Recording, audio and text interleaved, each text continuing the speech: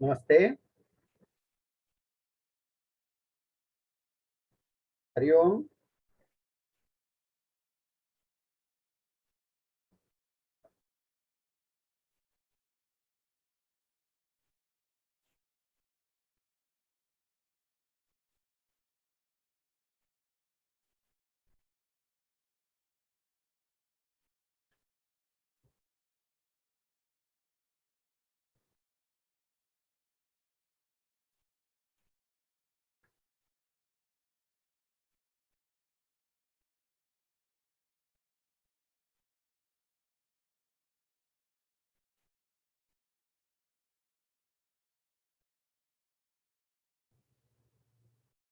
हरि ओम।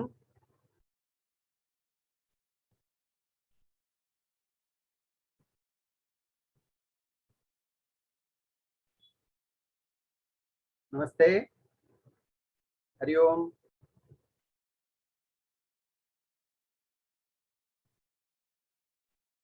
सुमना ಅವರು ಕೇಳ್ತಾ ಇದ್ಯಾ?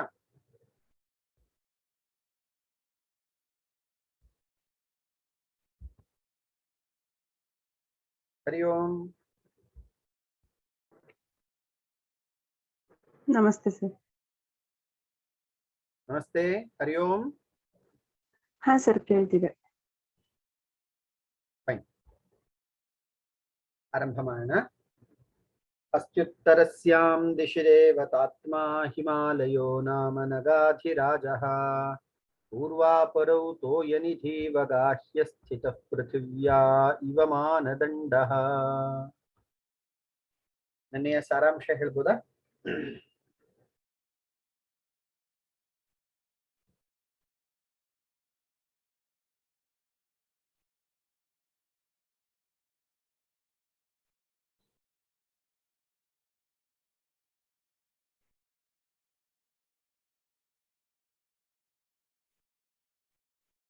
ಮಮತಾ ಅಥವಾ ಸುಮನಾ?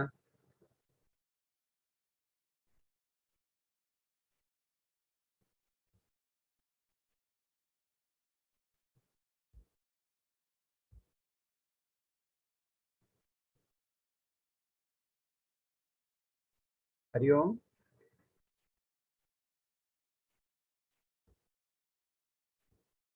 ಸರಿ, ಒಂದು ನಿಮಿಷ ಹೇಳ್ತೀನಿ ಸರ್.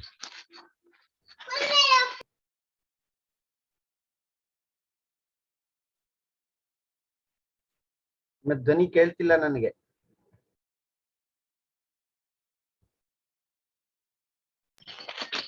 ಸರ್ ಒಂದು ನಿಮಿಷ ಹೇಳ್ತೀನಿ. ಹಾ.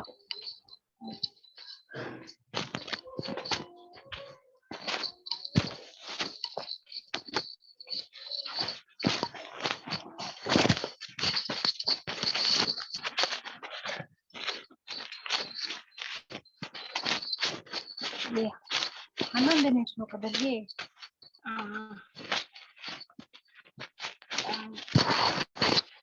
ಓಂಕಾರದ ಮಹತ್ವವನ್ನ ಹೇಳಿದ್ದಾರೆ. ಇದು ಬ್ರಹ್ಮನ ಸ್ವರದಿಂದ ಉಚ್ಚಾರವಾದಂತ ಎರಡು ಶಬ್ದ, ಓಂ ಮತ್ತು ಇದಂತ.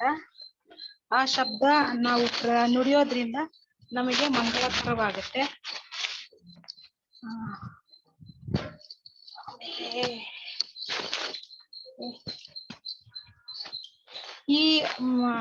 ಈ ಶಬ್ದದಿಂದನೇ ಉದಾತ್ತ, ಅನುದಾತ್ತ, ಸ್ವರಿತ ಅಂತ 3 ಮಂತ್ರಗಳು ಸೃಷ್ಟಿಯಾಗಿದೆಯೇನು ಅಂತ ಬ್ರಹ್ಮ ಇಲ್ಲಿ ನಾವು ತಿಳ್ಕೋಬಹುದು. ಪುರುಷ ಮತ್ತು ಪ್ರಕೃತಿಯ ವರ್ಣನೆಯನ್ನು ಮಾಡಿದೆ. ಸಂಖ್ಯಾ ಮತ್ತು ಯೋಗ ಇವೆರಡರ ಸಮ್ಮಿಲನದಿಂದ ಪ್ರಕೃತಿ ಸೃಷ್ಟಿಯಾಗಿದೆಯೇನೋ ಅನ್ನೋ ತರ ಇದೆ.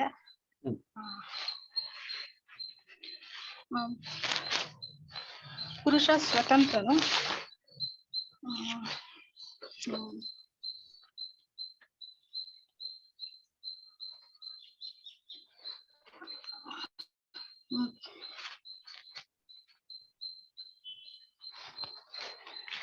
ಮತ್ತು ಪ್ರಕೃತಿ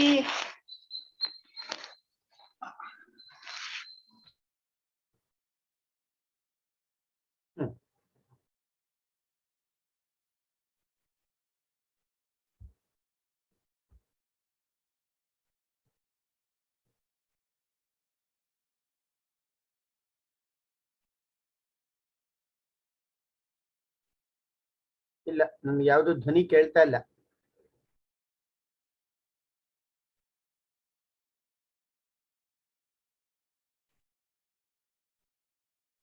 ಮಮತಾ ಅವರ ಧ್ವನಿ ಕೇಳ್ತಾ ಇಲ್ಲ.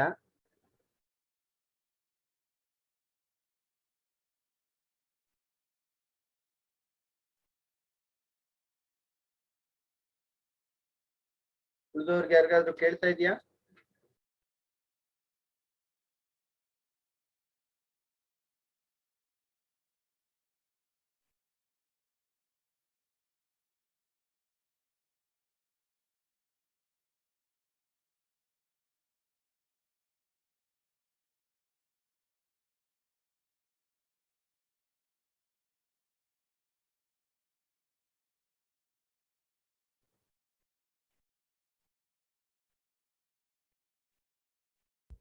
हरि ओम. श्रूयते? हाँ. ನಾವು ಮುಂದುವರಿಸುವ. ಪ್ರಾಯಶಃ ಅದು ಸಮಸ್ಯೆ ಆಗಿತ್ತು ಅಂತ ಕಾಣುತ್ತೆ. सुमना भगिनी got disconnected. हाँ, तत्र काचित् समस्या आसीत् इति भावयामि. वयम् अग्रे सरामः. अस्तु. ज्योति ಹೇಳ್ತೀರಾ? ಭಾವಾರ್ಥ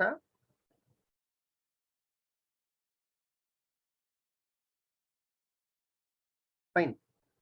ನಾವು ಮುಂದುವರಿಸುವ. ಶ್ಲೋಕ ಸಂಖ್ಯಾ 16. इति तेभ्यः स्तुतिः श्रुत्वा यथार्था हृदयङ्गमाः प्रसादाभिमुखो वेदाः प्रत्युवाच दिवौकसः. पदविभाग. इति तेभ्यः स्तुतिः श्रुत्वा यथार्थाः हृदयङ्गमाः प्रसादाभिमुखः वेदाः प्रत्युवाच दिवौकसः. 15 ಶ್ಲೋಕಗಳಲ್ಲಿ ಬ್ರಹ್ಮನ ವರ್ಣನೆ, ಸ್ತುತಿ, ಪ್ರಶಂಸೆ ಮಾಡಲಾಗಿದೆ. ತದನಂತರ ಬ್ರಹ್ಮನು ಸ್ತುತಿವಚನದಿಂದ ಸಂಪ್ರೇರಿತನಾಗಿ, ಸಂತುಷ್ಟನಾಗಿ, ಅದಕ್ಕೆ ಪ್ರತಿಯಾಗಿ ತನ್ನ ಮಾತುಗಳನ್ನ ಹೇಳಲಿಕ್ಕೆ ಆರಂಭಿಸಿದನು. ಅದು ಈ ಶ್ಲೋಕದ ತಾತ್ಪರ್ಯಾರ್ಥ. ಅನ್ವಯ ಹೀಗಿದೆ: ವೇದಾಃ ಇತಿ ತೇಭ್ಯಃ ಯಥಾರ್ಥಾಃ ಹೃದಯಂಗಮಾಃ ಸ್ತುತಿಃ ಶ್ರುತ್ವಾ ಪ್ರಸಾದಾಭಿಮುಖಃ ದಿವೌಕಸಃ ಪ್ರತ್ಯುವಾಚ. ದಿವೌಕಸಃ ಎಂಬ ಶಬ್ದಕ್ಕೆ ದೇವತೆಗಳು, ಓಕಃ, ಓಕಃ ಅಂದ್ರೆ ಮನೆ, ಯಾರ ಮನೆಯು ಸ್ವರ್ಗವೋ ಅಂತಹ ಸ್ವರ್ಗವಾಸಿಗಳು ದೇವತೆಗಳು ಎಂಬ ಅರ್ಥ. ಇತಿ ತೇಭ್ಯಃ ಸ್ತುತಿಃ ಶ್ರುತ್ವಾ, ಅವರಿಂದ, ದೇವತೆಗಳಿಂದ ಸ್ತುತಿ ವಾಕ್ಯಗಳನ್ನ ಕೇಳಿ, ಪ್ರಶಂಸಾ ವಾಕ್ಯಗಳನ್ನ ಕೇಳಿದ ನಂತರ, ಆಕರ್ಣ್ಯ ಶ್ರುತ್ವಾ ಯಥಾರ್ಥಾಃ ಹೃದಯಂಗಮಾಃ, ಯಥಾರ್ಥವಾದಂತಹ, ಅತಿಶಯೋಕ್ತಿ ಇಲ್ಲದಂತಹ, ಮನಸ್ಸಿಗೆ ಹಿಡಿಸುವಂತಹ, ಮನೋಹರವಾದಂತಹ ಸ್ತುತಿವಾಕ್ಯಗಳನ್ನ ಕೇಳಿದ ನಂತರ ಪ್ರಸಾದಾಭಿಮುಖೋ ವೇದಾಹ ವೇದಾಹ ಬ್ರಹ್ಮನು ಪ್ರಸಾದಾಭಿಮುಖ ಸಂತುಷ್ಟನಾಗಿ ಸ್ತುತಿಯನ್ನು ಮಾಡಿದಂತಹ ದೇವತೆಗಳ ಸಹಾಯಕ್ಕೆ ಯೋಚನೆ ಮಾಡಲಿಕ್ಕೆ ಆರಂಭ ಮಾಡ್ತಾನೆ. ಪ್ರಸಾದಾಭಿಮುಖೋ ವೇದಾಹ ಪ್ರತ್ಯುವಾಚ ದಿವೌಕಸಃ. ಪ್ರತ್ಯುವಾಚ ಪ್ರತ್ಯುವಾಚ ಪ್ರತಿವಚನವನ್ನ ಹೀಗೆ ಕೊಟ್ಟ. ಸಾಮಾನ್ಯವಾಗಿ ಯಾರು ಸ್ತುತಿವಚನವನ್ನ ಕೇಳ್ತಾರೋ ಅವರು ಪ್ರತಿವಚನವನ್ನ ಕೊಡಬೇಕು, ಅಥವಾ ನಮಸ್ಕಾರವನ್ನ ಸ್ವೀಕರಿಸಿದವರು ಅದಕ್ಕೆ ಆಶೀರ್ವಾದವನ್ನ ಹೇಳಬೇಕು. ಇದು ಲೋಕರೂಢಿ ಮತ್ತು ಎಲ್ಲ ಕಡೆ ಗಮನಿಸಬೇಕಾದಂತಹ ವಿಷಯವೇ ಆಗಿದೆ. In 16th shloka, having heard the words of praise from different gods, Lord Brahma became highly elated and delighted. He thought of helping all the gods in whatever way that is possible for him. Henceforth, we will get to see what is the response of Lord Brahma. षोडशे श्लोके ब्रह्मणः प्रतिस्पन्दः कथम् आसीत् इति वर्ण्यते. यथा सर्वे अमराः निर्जराः देवाः भगवन्तं ब्रह्माणं स्तुवन्ति, तथा अयं ब्रह्मा चतुर्मुखः शतमुखात् श्रुत्वा स्तुतिः प्रशंसावचनानि आनन्दतुन्दिलः जातः. तस्य सन्तोषस्य पारः एव नासीत्. तस्मिन् समये सः प्रतिवचनम् एवम् अभाषत. 16ನೇ ಶ್ಲೋಕ. इति तेभ्यः स्तुतिः श्रुत्वा यथार्था हृदयङ्गमाः प्रसादाभिमुखो वेदाः प्रत्युवाच दिवौकसः. ಶ್ಲೋಕ ಸರಳವಾಗಿದೆ. ಹಾ, एकं डाउट. प्रतिवचनम इज द रिप्लाई. रिप्लाई सत्यं सत्यं सत्यं. प्रत्युवाच प्रतिवचनम, प्रतिवचनम उवाच. In 17th श्लोक,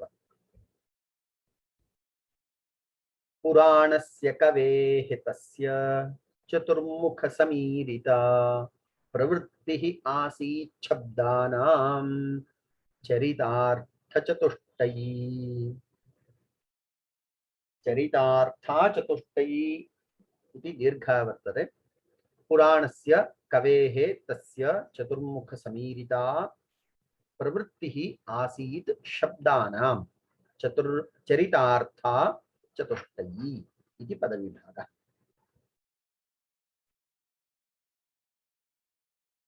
अन्वयः चतुष्टयी शब्दानां प्रवृत्तिः पुराणस्य कवेः तस्य चतुर्मुख समीरिता चरितार्था आसीत्.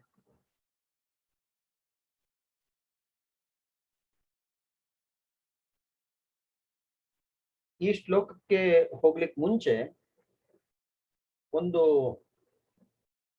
ಮಂತ್ರವನ್ನ, ಇದಕ್ಕೆ ಸಂಬಂಧಪಟ್ಟಂತಹ ಮಂತ್ರವನ್ನ ಒಮ್ಮೆ ಕೇಳಿ. ಚತ್ವಾರಿ ವಾಕ್ ಪರಿಮಿತಾ ಪದಾನಿ ತಾನಿ ವಿದುರ್ಬ್ರಾಹ್ಮಣಾಯೇ ಮನೀಷಿಣಃ ಗುಹಾತ್ರೀಣಿ ನಿಹಿತಾನೇಂಗಯಂತಿ ತುರೀಯಂ ವಾಚೋ ಮನುಷ್ಯಾ ವದಂತಿ. ಅತ್ರ ಅಸ್ಮಿನ್ ಮಂತ್ರಭಾಗೆ, ಈ ಮಂತ್ರಭಾಗದಲ್ಲಿ 4 ರೀತಿಯ ವಾಕ್ ಇದೆ ಎಂಬುದಾಗಿ ಹೇಳಲ್ಪಟ್ಟಿದೆ. ಪರಾ, ಪಶ್ಯಂತಿ, ಮಧ್ಯಮ ಮತ್ತು ವೈಖರಿ. ಪರಾ, ಪಶ್ಯಂತಿ, ಮಧ್ಯಮ ಮತ್ತು ವೈಖರಿ ಎಂಬ ಈ 4 ವಾಗ್ವೃತ್ತಿಗಳು ಇದ್ದು, ಅದರಲ್ಲಿ ಕೊನೆಯದಾದಂತಹ ವೈಖರಿಯನ್ನ ಮನುಷ್ಯರು ಮಾತನಾಡುವಂತಹ ಶಬ್ದ ಅಥವಾ ಧ್ವನಿ ಎಂಬುದಾಗಿ ಹೇಳ್ತಾರೆ. ಅಂದ್ರೆ ಮನುಷ್ಯರು ಮಾತನಾಡುವಂಥದ್ದು ವೈಖರಿ ವಾಕ್. ಉಳಿದಂಥದ್ದು ಪರಾ, ಪಶ್ಯಂತಿ, ಮಧ್ಯಮ, ಇದರ ಬಗ್ಗೆ ಒಂದು ಶ್ಲೋಕ ಇಲ್ಲಿ ನಿಮ್ಗೆ ಹೈಲೈಟ್ ಮಾಡ್ತಾ ಇದ್ದೇನೆ. ಆ ಭಾಗವನ್ನು ಒಮ್ಮೆ ಗಮನಿಸಿ.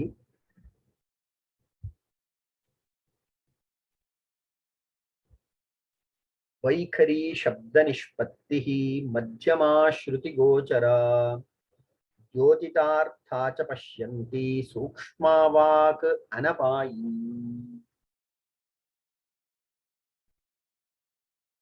ಇದು ಮತ್ತೊಂದು ರೀತಿಯ ವ್ಯಾಖ್ಯಾನ. ವೈಖರಿ ಶಬ್ದ ನಿಷ್ಪತ್ತಿ ಮಧ್ಯಮ ಶ್ರುತಿ ಗೋಚರ ಪಶ್ಯಂತಿ ದ್ಯೋತಿತಾರ್ಥ ಚ ಪಶ್ಯಂತಿ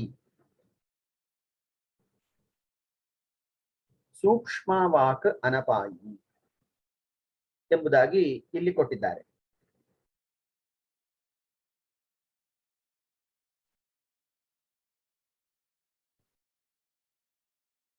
ಈ 4 ವಿಧವಾದಂತಹ ವಾಗ್ವೃತ್ತಿಯಲ್ಲಿ ಪುರಾಣಸ್ಯ ಕವೇಃ ತಸ್ಯ ಚತುರ್ಮುಖ ಸಮೀರಿತ. ಅನ್ವಯದ ಪ್ರಕಾರ ನೋಡುವುದಾದ್ರೆ ಚತುಷ್ಟಯೀ ಶಬ್ದಾನಾಂ ಪ್ರವೃತ್ತಿ, ಶಬ್ದಾನಾಂ ಚತುಷ್ಟಯೀ ಪ್ರವೃತ್ತಿ, 4 ರೀತಿಯ ಪ್ರವೃತ್ತಿ ಇರ್ತದೆ ವಾಕ್ಗೆ ಎಂಬುದಾಗಿ ಹೇಳ್ತಾ ಇದ್ದಾರೆ. ಪುರಾಣಸ್ಯ ಕವೇಃ ತಸ್ಯ, ಪುರಾಣ ಎಂಬ ಶಬ್ದದಿಂದ ಬ್ರಹ್ಮ ಇಲ್ಲಿ ಹೇಳಲ್ಪಡ್ತಾನೆ. ಅಂಥ ಬ್ರಹ್ಮದೇವರು ಕವೇಹೆ ತಸ್ಯ ಚತುರ್ಮುಖ ಸಮೀರಿತ ಚರಿತಾರ್ಥ ಆಸಿ. ಬ್ರಹ್ಮನ 4 ಮುಖದಿಂದ ಚತುರ್ಮುಖ ಸಮೀರಿತ, 4 ಮುಖದಿಂದ ಹೊರಟಂತಹ ವಾಕ್, ಚತುರ್ಮುಖ ಸಮೀರಿತ ಚರಿತಾರ್ಥ ಆಸಿ. ಪುರಾಣಗಳಲ್ಲಿ ಅಥವಾ ವೇದಗಳಲ್ಲಿ ಚತುಷ್ಟಯೀ ಪ್ರವೃತ್ತಿ ಶಬ್ದಾನಾಂ ಎಂಬ ವಿಚಾರ ಇದೆ. ಆ ವಿಚಾರವನ್ನ ಕವಿ ಇಲ್ಲಿ ಈ ಪ್ರಸಂಗದಲ್ಲಿ ಉಲ್ಲೇಖ ಮಾಡ್ತಾನೆ. ಶಬ್ದಗಳು 4 ಮುಖವಾಗಿ ತನ್ನ ಪ್ರವೃತ್ತಿಯನ್ನ ಹೊಂದಿತು. 4 ಮುಖವಾಗಿ ಇಲ್ಲಿ ಚತುರ್ಮುಖನೂ ಕೂಡ 4 ಮುಖವನ್ನು ಹೊಂದಿರೋ ಕಾರಣಕ್ಕಾಗಿ ಅವನ ಬಾಯಿಂದ ಬಂದಂತಹ ಈ ಮಾತುಗಳು 4 ಮುಖದಿಂದ ಬಂದದ್ದು. ಆದ್ದರಿಂದ ಇದನ್ನ ಚತುಷ್ಟಯೀ ಪ್ರವೃತ್ತಿ ಎಂಬುದಾಗಿ ಇಲ್ಲಿ ಕವಿ ಕರೀತಾ ಇದ್ದಾನೆ. In 17th shloka, the poet brings the concept of 4-dimensional expression of the speech, Vak Shakti. This age-old concept which is prevailing in Vedas and Puranas are directly taken from the poet and he expresses in a new way. Since Lord Brahma has got 4 faces and through all these faces or mouth, he is speaking simultaneously. Hence, the speech has got 4 different dimensions of Lord Brahma. So, the original concept which is prevailing in the Vedas is modified by the poet and used in the context of Lord Brahma. सप्तदशे अस्मिन् श्लोके चतुष्टयी वाक्प्रवृत्तिः इति विषयः कविना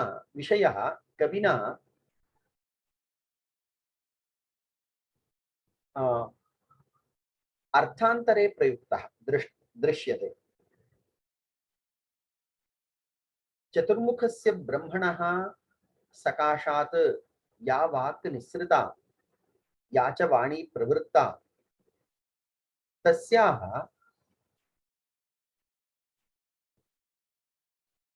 वाचः चत्वारः मार्गाः आसन्, चतस्रः प्रवृत्तयः आसन्। अतः कारणात् चतुष्टयी वाक्प्रवृत्तिः अत्र विशिष्यते इति कवेः अभिसन्धिः ಅಂತರಾಶಯಃ। ಇಲ್ಲಿ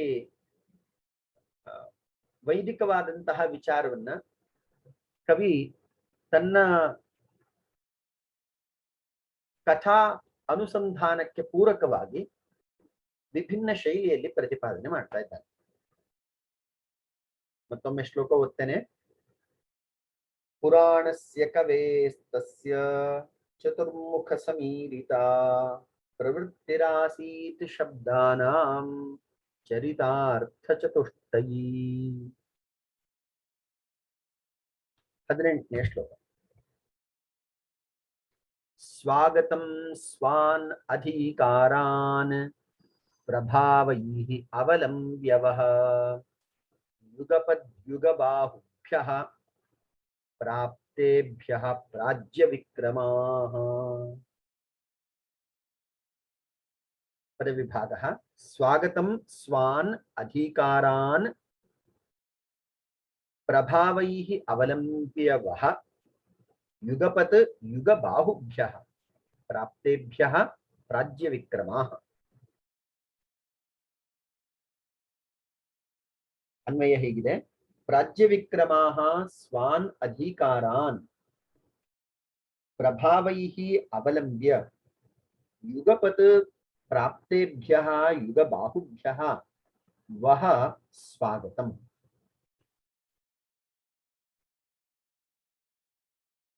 ಅತಿಥಿಗಳು ನಮ್ಮ ಮನೆಗೆ ಬಂದಾಗ ಅವರನ್ನ ಸ್ವಾಗತ ವಚನದಿಂದ ಸತ್ಕರಿಸಬೇಕು ಎಂಬುದು ಸಂಸ್ಕೃತಿ. ಆದ್ದರಿಂದ ಯಾರೇ ಅತಿಥಿಗಳು ನಮ್ಮ ಮನೆ ಬಾಗಿಲಿಗೆ ಅಥವಾ ನಮ್ಮ ಮನೆಗೆ ಪ್ರವೇಶ ಪಡೆದಿದ್ರೆ ಅವರಿಗೆ ಬನ್ನಿ, ಸ್ವಾಗತಂ, ಈ ಒಂದು ಮಾತುಗಳಿಂದ ಅವರನ್ನ ಬರಮಾಡಿಕೊಳ್ಳಬೇಕು.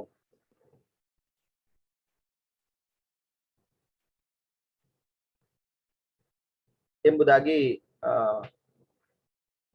ಒಂದು ಅತಿಥಿ ಸತ್ಕಾರದ ಪ್ರಧಾನವಾದಂತಹ ಅಂಶ.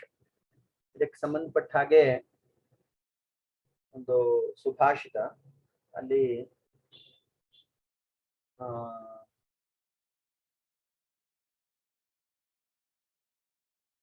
ತೃಣಾನಿ ಭೂಮಿರುದಕಂ ವಾಕ್ಚತುರ್ಥೀ ಚ ಸೂನೃತಾ.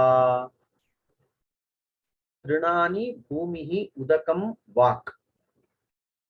ಈ 4 ಅಂಶಗಳು ಆತಿಥ್ಯದ ಪ್ರಾಥಮಿಕ ಅಂಶಗಳು ಅಂತ ಹೇಳಲ್ಪಡ್ತದೆ.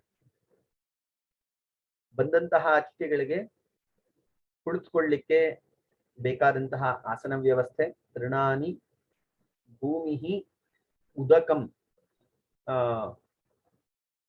ನೀರು ಅಥವಾ ಸಂದರ್ಭಕ್ಕೆ ಬೇಕಾದಂತಹ ಪಾನೀಯ ವ್ಯವಸ್ಥೆ, ಹಾಗೆಯೇ ವಾಕ್, ಸ್ವಾಗತ, ಹಸನ್ಮುಖದಿಂದ ಅವರನ್ನು ಬರಮಾಡಿಕೊಳ್ಳುವಂಥದ್ದು, ಇವುಗಳು ಪ್ರಾಥಮಿಕ ಅಂಶಗಳು ಆತಿಥ್ಯದಲ್ಲಿ ಅಂತ ಹೇಳಿ ಆ ಒಂದು ಶ್ಲೋಕದಲ್ಲಿ ಹೇಳಿದ್ದಾರೆ. ಇಲ್ಲಿ ಎಲ್ಲ ದೇವತೆಗಳು ಬ್ರಹ್ಮನ ಸನ್ನಿಧಾನಕ್ಕೆ, ಬ್ರಹ್ಮಲೋಕಕ್ಕೆ ಬಂದಾಗ ಬ್ರಹ್ಮ ಇದಂ ಪ್ರಥಮವಾಗಿ ಸ್ವಾಗತ ವಚನವನ್ನ ಹೇಳ್ತಾ ಇದ್ದಾರೆ. ಯಾರಿಗೆ? ಪ್ರಾಜ್ಯ ವಿಕ್ರಮಾಹ. राज्यविक्रमाः बहुपराक्रमयुक्ताः प्रभूतपराक्रमाः. ಯಾವ ದೇವತೆಗಳು ತಮ್ಮ ಶಕ್ತಿಯಿಂದ ಪರಾಕ್ರಮದಿಂದ ಯಶಸ್ಸನ್ನ ಕಳಿಸಿದ್ರು ಅಂಥ ದೇವತೆಗಳು. ರಾಜ್ಯ ವಿಕ್ರಮಾಹ ಸ್ವಾನ್ ಅಧಿಕಾರಾನ್, ಅವರಿಗೆ ನಿಯೋಜಿಸಲ್ಪಟ್ಟಂತಹ ಸ್ಥಾನಗಳಲ್ಲಿ ಮತ್ತು ಕರ್ತವ್ಯಗಳಲ್ಲಿ ಮಗ್ನರಾಗಿರುವವರು, ನಿರತರಾಗಿರುವವರು. ಸ್ವಾನ್ ಅಧಿಕಾರಾನ್ ಪ್ರಭಾವೈ ಅವಲಂಬ್ಯ, ತಮ್ಮ ಸಾಮರ್ಥ್ಯದಿಂದ ಆ ಕರ್ತವ್ಯವನ್ನ ನಿರ್ವಹಣೆ ಮಾಡ್ತಾ ಇರುವುದು. ಅಂತಹ ದೇವತೆಗಳು ಪ್ರಭಾವೈ ಅವಲಂಬ್ಯ ಯುಗಪತ್ ಪ್ರಾಪ್ತೇಭ್ಯ ಬಾಹುಭ್ಯ, ಪ್ರಾಪ್ತೇಭ್ಯ ಬಾಹುಭ್ಯ, ತಮ್ಮ ಸಾಮರ್ಥ್ಯದಿಂದ ಕಾರ್ಯವನ್ನ ನಿರ್ವಹಿಸ್ತಾ ಇರುವವರು ಮತ್ತು ಯಶಸ್ಸನ್ನ ಗಳಿಸುವವರು. ಇಲ್ಲಿ ಯುಗ ಬಾಹುಭ್ಯ ಎಂಬ ಶಬ್ದವನ್ನ ದೀರ್ಘ ಬಾಹುಗಳು ಎಂಬುದಾಗಿ ವರ್ಣಿಸಿದ್ದಾರೆ ಕವಿ. ದೀರ್ಘ ಬಾಹುವು ಕ್ಷಾತ್ರದ ಒಂದು ಸಂಕೇತ. ಇದನ್ನ ನಾವು ರಘುವಂಶದಲ್ಲೂ ನೋಡಬಹುದಾಗಿದೆ. ಸೋಹಮಾ ಜನ್ಮ ಶುದ್ಧಾನಾಂ ಆಫಲೋದಯ ಕರ್ಮಣಾಂ ಆ ಸಮುದ್ರ ಕ್ಷಿತೀಶಾನಾಂ ಆನಾಕರಥವರ್ತ್ಮನಾಂ ಎಂಬ ಆ ಸರಣಿಯಲ್ಲಿ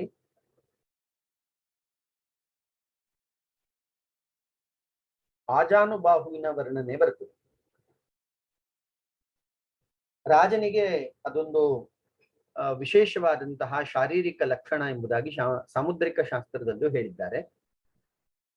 ಇಲ್ಲಿ ಇವರು ಪ್ರಶಾಸನದ ಕರ್ತವ್ಯದಲ್ಲಿ ನಿರತರಾಗಿರುವುದರಿಂದ ಇವರು ಕೂಡ ಕ್ಷಾತ್ರದ ಅಂಶಗಳನ್ನು ಹೊಂದಿರ್ತಾರೆ ಎಂಬುದು ಕವಿಯಿಂದ ಸೂಚ್ಯವಾಗಿ ಹೇಳಲ್ಪಡ್ತಾ ಇದೆ. ಇಲ್ಲಿ ನೋಡಿ, ಆಜಾನುಬಾಹುತ್ವಂ ಭಾಗ್ಯ ಲಕ್ಷಣಂ. ಯಾರ ಬಾಹುಗಳು ತುಂಬಾ ಎತ್ತರವಾಗಿದೆಯೋ ಅಥವಾ ಜಾನುವಿನವರೆಗೆ, ಆ ಜಾನು ಮಂಡಿಯವರೆಗೆ ಬಾಹುಗಳು ವಿಸ್ತರಿಸಿಕೊಂಡಿರುವಂಥದ್ದು. ಅಂದ್ರೆ ಕುಳಿತಾಗ ಮಂಡಿ ಮೇಲೆ ಬರ್ತದೆ, ಅದು ಬೇರೆ ವಿಚಾರ. ನಿಂತ್ಕೊಂಡಾಗ, ನೇರವಾಗಿ ನಿಂತಾಗ ಯಾರ ಬಾಹುಗಳು, ಯಾರ ಕೈ ಮಂಡಿಯವರೆಗೆ ತಾಗ್ತದೋ ಅಂಥವನನ್ನ ಆ ಜಾನುಬಾಹು ಎಂಬುದಾಗಿ ಹೇಳ್ತಾರೆ. ಜಾನು ಪರ್ಯಂತಂ ಯಸ್ಯ ಬಾಹು ವಿಸ್ತೃತೌ ಸಹ ಆಜಾನುಬಾಹು. ಹಾಗೆ ಇರಬೇಕು ಅಂತ ಎಲ್ಲ ಕಡೆ ಈ ಲಕ್ಷಣವನ್ನ ನೋಡ್ಲಿಕ್ಕೆ ಸಾಧ್ಯ ಇಲ್ಲ. ಕೆಲವೊಬ್ರು ಎತ್ತರ ಇಲ್ಲದೆ ಇದ್ರೂ ಕೂಡ, ಕುಳ್ಳಗಿದ್ರೂ ಕೂಡ ಅವರು ಪರಾಕ್ರಮಶಾಲಿಗಳಾಗಿರುವಂಥದ್ದನ್ನ ಇತಿಹಾಸದ ಪುಟಗಳಲ್ಲಿ ದಾಖಲಾಗಿರುವುದು ಗಮನಿಸಬಹುದು. ಉದಾಹರಣೆಗೆ ಶಿವಾಜಿ ತುಂಬಾ ಎತ್ತರ ಇರಲಿಲ್ಲ, ಕುಳ್ಳಕ್ಕೆ ಇದ್ದ. ಹಾಗೆಯೇ ಇಲ್ಲಿ ಮೈಸೂರಿನ ಮಹಾರಾಜರು, ಅದರಲ್ಲಿ ವಿಶೇಷವಾಗಿ ನಾಲ್ವಡಿ ಕೃಷ್ಣರಾಜ ಒಡೆಯರು, ಅವರು ಗಿಡ್ಡನೆಯ ವ್ಯಕ್ತಿತ್ವ ಇದ್ದಂಥವ್ರು, ಆದರೂ ತುಂಬಾ ಸಾಧನೆ ಮಾಡಿದಂತಹ ರಾಜರು. ಹೀಗೆ ಅನೇಕರ ಉದಾಹರಣೆಯನ್ನು ತೆಗೆದುಕೊಳ್ಬಹುದು.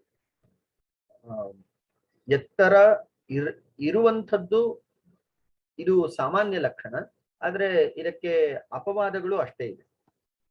ಈಗ ಪ್ರಸಕ್ತದ ವಿಚಾರಕ್ಕೆ ಬರುವುದಾದ್ರೆ, ರಾಜ್ಯ ವಿಕ್ರಮಾಹ ಯುಗಪತು ಯುಗ ಬಾಹುಭ್ಯ ವಹ ಸ್ವಾಗತಂ. ಇಂಥ ನಿಮಗೆ ನನ್ನ ಸ್ವಾಗತ ಎಂಬುದಾಗಿ ಬ್ರಹ್ಮದೇವರು ಎಲ್ಲ ದೇವತೆಗಳಿಗೆ ಸ್ವಾಗತವನ್ನ ಕೋರ್ತಾರೆ. In the 18th ಶ್ಲೋಕ, it is so said that the Brahma is welcoming all the gods who are at his doorsteps. Having heard all the appreciations, words of appreciation, praise, eulogizing remarks of the gods, Brahma got delighted and welcomed them all. Here there is a list of adjectives to the gods. The gods are one who have acquired their prowess and who are discharging their duties without any flaw. Gods are those who possess unassumable strength, unimaginable power to execute their duties. Such esteemed, honorable gods are present. Please welcome. This is the message of Lord Brahma for the first time. अष्टादशस्य श्लोकस्य सारः एवं भवितुमर्हति। चतुर्मुखः ब्रह्मा शतमुखादीन् देवगणान् स्ववचनैः स्वागतवचनैः सत्करोति। ये च देवाः स्वभुजबलपराक्रमात् स्वकार्यनिष्ठाः निज सामर्थ्येन त्रुटिं विना स्वकार्याणि साधयन्तः वर्तन्ते। तेभ्यः सर्वेभ्यः हार्दानि स्वागतवचनानि कथयति ब्रह्मा। ಕೊನೆಯಲ್ಲೊಮ್ಮೆ ಶ್ಲೋಕ ಓದ್ತೇನೆ.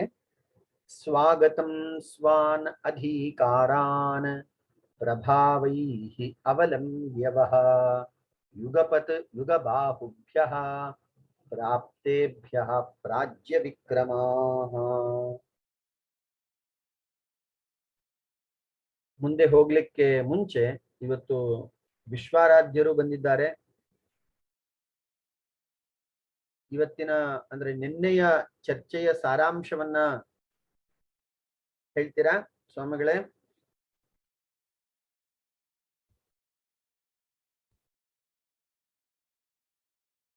ಕೇಳಿಸ್ತಾ ಉಂಟಾ?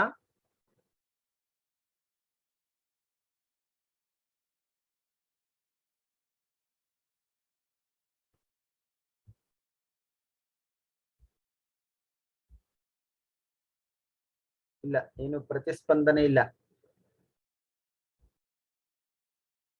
ಫೈನ್. ಇನ್ನು 2 ಶ್ಲೋಕ ಇದೆ. ಆ 2 ಶ್ಲೋಕ ಆದ್ಮೇಲೆ ನಿನ್ನೆಯ ಚರ್ಚೆಯ ಸಾರಾಂಶವನ್ನ 4-5 ವಾಕ್ಯಗಳಲ್ಲಿ ಯಾರಾದ್ರೂ ಹೇಳ್ಬಹುದು. ಈಗ ಮುಂದೆ ಹೋಗೋಣ. 19ನೇ ಶ್ಲೋಕ.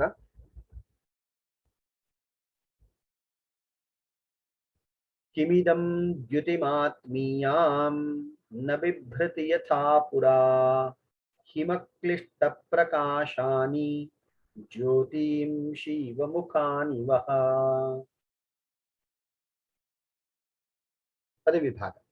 किम इदं द्युतिम् आत्मीयां न बिभ्रति यथा पुरा हिमक्लिष्टप्रकाशानि ज्योतिंषि इव मुखानि वह. अन्वय ಹೀಗಿದೆ. ಹಿಮಕ್ಲಿಷ್ಟ ಪ್ರಕಾಶಾನಿ ಜ್ಯೋತಿಂಷಿ ಇವ ವಹ ಮುಖಾನಿ ಪುರಾ ಯಥಾ ಆತ್ಮೀಯಾಂ ದ್ಯುತಿಂ ನ ಬಿಭ್ರತಿ ಇದಂ ಕಿಂ.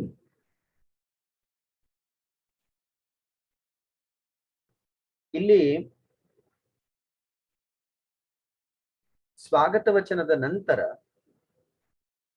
ಬ್ರಹ್ಮನು ದೇವತೆಗಳ ಬಾಡಿದ ಮುಖವನ್ನ ಪ್ರಶ್ನೆ ಮಾಡ್ತಾನೆ. ಆಂಗ್ಲ ಭಾಷೆಯಲ್ಲಿ face is the index of mind ಎಂಬ ಒಂದು ಮಾತಿದೆ.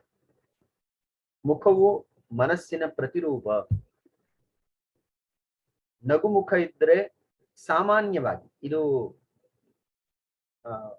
ಉತ್ಸರ್ಗ ನಿಯಮ, ಸಾಮಾನ್ಯ ನಿಯಮ. ನಗುಮುಖ ಇದ್ರೆ ಮನಸ್ಸು ನಗನಗ್ತಾ ಇದೆ, ಸುಖವಾಗಿದೆ ಎಂಬ ಅರ್ಥ.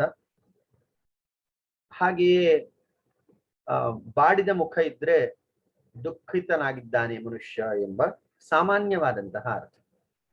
Face reading. ಈ ಫೇಸ್ ರೀಡಿಂಗ್ ನ ಇಲ್ಲಿ ಗಮನಿಸಬಹುದಾಗಿದೆ. ಕಿಮಿದಂ ದ್ಯುತಿಂ ಆತ್ಮೀಯಾಂ, ದ್ಯುತಿ ನಾಮ ಕಾಂತಿ, ಆತ್ಮೀಯಾಂ ದ್ಯುತಿಂ ನ ಬಿಭ್ರತಿ. ಯಾಕೆ ನಿಮ್ಮ ನಿಜ ಕಾಂತಿಯು, ಮುಖ ಕಾಂತಿಯು ಇವತ್ತು ಮರೆಯಾಗಿದೆಯಲ್ಲ, ಕಣ್ಮರೆಯಾಗಿದೆಯಲ್ಲ, ಕಾರಣ ಏನು ಎಂಬುದಾಗಿ ಕೇಳ್ತಾರೆ. ಹಿಮಕ್ಲಿಷ್ಟ ಪ್ರಕಾಶಾನಿ, ಹಿಮಕ್ಲಿಷ್ಟ ಪ್ರಕಾಶಾನಿ, ಹೇಗೆ ನಕ್ಷತ್ರಗಳು ಹಿಮದಿಂದ ಮುಚ್ಚಿಕೊಂಡಾಗ ತಾವು ಮಂಕಾಗಿ ಕಂಡು ಬರ್ತವೋ, ಹಾಗೆಯೇ ನಿಮ್ಮ ಮುಖಗಳು ಕೂಡ ಸ್ವಭಾವತಃ ಕಾಂತಿಯುಕ್ತವಾದಂತಹ ಮುಖಗಳು ಯಾವ ಒಂದು ಪ್ರಬಲ ಕಾರಣಕ್ಕೋಸ್ಕರ ಮಂಕಾಗಿ, ಕಾಂತಿರಹಿತವಾಗಿ, ಕಳಾಹೀನವಾಗಿ ಕಂಡು ಬರ್ತಾ ಇದೆ. ಜ್ಯೋತಿಂ ಶಿವಮುಖಾನ್ವಹ. ಕವಿ ಕೊಟ್ಟಂತಹ ಉದಾಹರಣೆ ಇಲ್ಲಿ ಎರಡು ಸ್ವಭಾವತಃ ಕಾಂತಿಯುಕ್ತವಾದ ದೇವತೆಗಳ ಮುಖ, ಹಾಗೆಯೇ ನಕ್ಷತ್ರದ ಸ್ವಯಂ ಪ್ರಕಾಶ. ಆದರೆ ಹಿಮದಿಂದ ಹೇಗೆ ನಕ್ಷತ್ರವು ಆಚ್ಛಿನ್ನವಾದಾಗ ಅದು ಮಂದವಾಗಿ ಕಂಡು ಬರ್ತದೋ, ನಕ್ಷತ್ರದ ಪ್ರಭೆಯೇ ಮಂಕಾಗಿ ಕಂಡು ಬರ್ತದೋ, ಹಾಗೆ ಇವರ ಮುಖಗಳು ಕೂಡ, ದೇವತೆಗಳ ಮುಖಗಳು ಕೂಡ ವ್ಯಾಕುಲತೆಯಿಂದ ಮಂಕಾಗಿದೆ ಎಂಬುದಾಗಿ ಹೇಳ್ತಾ ಇದ್ದಾರೆ. In the 19th shloka, it is observed by Lord Brahma that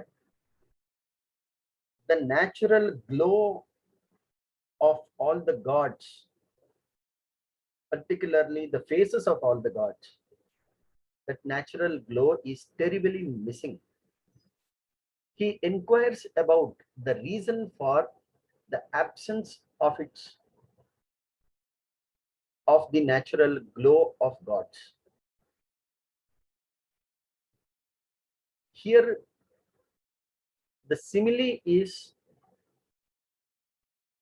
the stars which are naturally having the brightness or glow, when they are covered by clouds, even the stars appear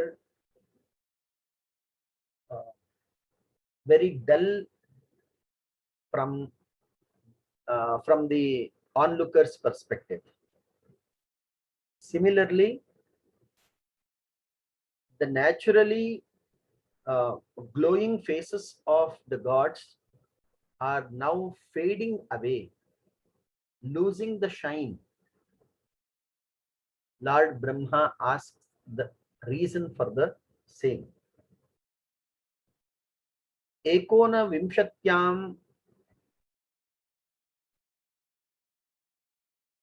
idam uchyate yat sarvesham devanam mukha kantihi kimartham kena karanena nashta jata ye cha devaha स्वयं प्रभावन्तः कांतिमन्तः द्युतिमन्तश्च अवर्तन्त तेषां कान्तिः द्युतिः प्रभा कुत्र गता इति ब्रह्मा पृच्छति, आक्षिपति, परिपृच्छति. यथा नभसि आकाशे स्वयं प्रकाशयुक्ताः युक्तानि नक्षत्राणि मेघेन आवृतानि यदा भवन्ति तदा तेषां प्रकाशः न अनुभूयते जनैः. मंदः अयं नक्षत्र विशेषः इति कथ्यते. तथैव भवतां प्रभा केन कारणेन ह्रासतां गता इति प्रश्नस्य बीजम्। 19ನೇ ಶ್ಲೋಕ किमिदं द्युतिमात्मीयां न बिभ्रति यथा पुरा हिमक्लिष्टप्रकाशानि ज्योतिं शिवमुखानिवः। ನಮ್ಮ ಸಮಯ ಮುಗಿತಾ ಬಂತು. ರೀಜಾಯಿನ್ ಆದ್ಮೇಲೆ 20ನೇ ಶ್ಲೋಕ ಮತ್ತು ನಿಮ್ಮ ವಕ್ತವ್ಯ ಅಂದ್ರೆ ನಿನ್ನೆಯ 11ರಿಂದ 15ನೇ ಶ್ಲೋಕದವರೆಗೆ ಏನು ಚರ್ಚೆ ಆಗಿತ್ತು ಅದರ ಸಾರ ಕಥನ ಇರ್ತದೆ. ಯಾರು ಎಂಬುದಾಗಿ ನೀವೇ ನಿಶ್ಚಯ ಮಾಡ್ಕೊಳ್ಳಿ. ಇನ್ನು ಯಾರು ಭಾಗವಹಿಸಲಿಲ್ಲ ಈ ಸಾರ ಕಥನದ ಪ್ರಕ್ರಿಯೆಯಲ್ಲಿ ಯಾರು ಭಾಗವಹಿಸಲಿಲ್ವೋ ಅವರಿಗೆ ಹೆಚ್ಚು ಪ್ರಾಶಸ್ತ್ಯ ಇರ್ತದೆ. Please rejoin.